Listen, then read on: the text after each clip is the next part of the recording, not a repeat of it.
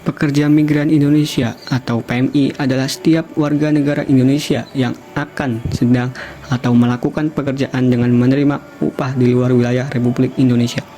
PMI merupakan istilah yang digunakan untuk mengganti istilah Tenaga Kerja Indonesia atau TKI, dan hal ini berdasarkan Undang-Undang Nomor 18 Tahun 2017 tentang Perlindungan Pekerja Migran Indonesia yang menggantikan Undang-Undang Nomor 39 Tahun 2004 tentang Penempatan dan Perlindungan Tenaga Kerja Indonesia. Adapun seseorang dikategorikan sebagai pekerja migran Indonesia jika bekerja pada yang pertama PMI yang bekerja pada pemberi kerja berbadan hukum, yang kedua PMI yang bekerja pada pemberi kerja perseorangan atau rumah tangga, dan yang terakhir adalah pelaut, awak kapal, dan pelaut perikanan. Setiap pekerja migran Indonesia yang akan bekerja ke luar negeri harus memenuhi persyaratan, meliputi berusia minimal 18 tahun, memiliki kompetensi, sehat jasmani dan rohani, terdaftar dan memiliki nomor kepesertaan jaminan sosial, dan memiliki dokumen lengkap yang dipersyaratkan.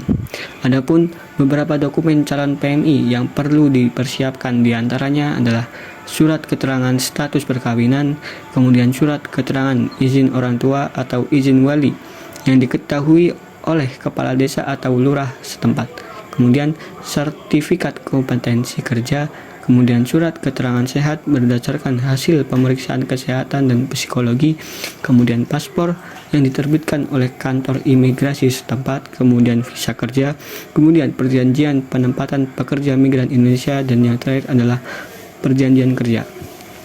Nah, kemudian pekerja migran memiliki hak-hak yang diatur dalam Undang-Undang Nomor 18 Tahun 2017. Dan di sini saya akan fokuskan pada salah satu hak, yaitu memperoleh upah sesuai dengan standar upah yang berlaku di negara tujuan atau sesuai dengan perjanjian kerja. Nah, pada tahun 2022, seorang pekerja migran Indonesia asal Sumatera Barat, Zailis, mengalami eksploitasi berat selama bekerja sebagai asisten rumah tangga di Selangor, Malaysia. Selama 3 tahun bekerja, Zailis tidak menerima gaji sama sekali, dengan total yang seharusnya diterima sekitar 110 juta rupiah. Selain itu, ia juga mengalami penyiksaan fisik sehingga kehilangan pendengaran. Majikan yang bersangkutan telah diamankan oleh pihak berwajib, namun proses hukum terhadapnya masih berjalan lambat. Nah, dalam kasus ini, masalah utama yang pertama adalah gaji yang tidak dibayar. Zailis tidak menerima gaji selama 3 tahun bekerja, yang merupakan pelanggaran serius terhadap hak-haknya sebagai pekerja migran. Kemudian yang kedua adalah penyiksaan fisik. Selain tidak dibayar, Zailis juga mengalami penyiksaan fisik yang menyebabkan cedera serius termasuk kehilangan pendengaran. Kemudian masalah terakhir adalah proses hukum yang lambat.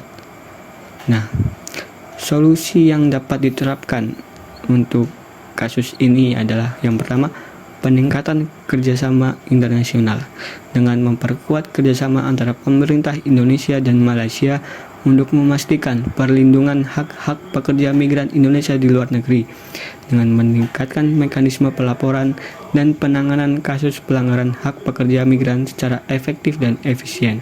Kemudian solusi yang kedua yaitu penyuluhan dan edukasi kepada calon pekerja migran. Melakukan penyuluhan kepada calon pekerja migran mengenai hak-hak mereka, termasuk hak atas gaji yang layak dan perlindungan dari kekerasan. Kemudian menyediakan informasi yang jelas mengenai prosedur legal untuk bekerja di luar negeri dan konsekuensi dari bekerja secara ilegal. Nah, kemudian solusi yang ketiga adalah peningkatan akses layanan hukum dan perlindungan. Menyediakan akses yang lebih mudah bagi pekerja migran untuk mendapatkan bantuan hukum dan perlindungan dari kekerasan ataupun eksploitasi, dan meningkatkan peran perwakilan diplomatik Indonesia di luar negeri dalam memberikan dukungan kepada pekerja migran yang mengalami masalah. Kemudian solusi yang keempat adalah peningkatan penegakan hukum terhadap pelaku eksploitasi. Menuntut pelaku eksploitasi pekerja migran dengan hukuman yang tegas dan sesuai dengan peraturan yang berlaku. Kemudian meningkatkan koordinasi antara aparat penegak hukum di Indonesia dan negara tujuan untuk menangani kasus-kasus pelanggaran hak pekerja migran. Mungkin hanya ini yang dapat saya sampaikan. Terima kasih.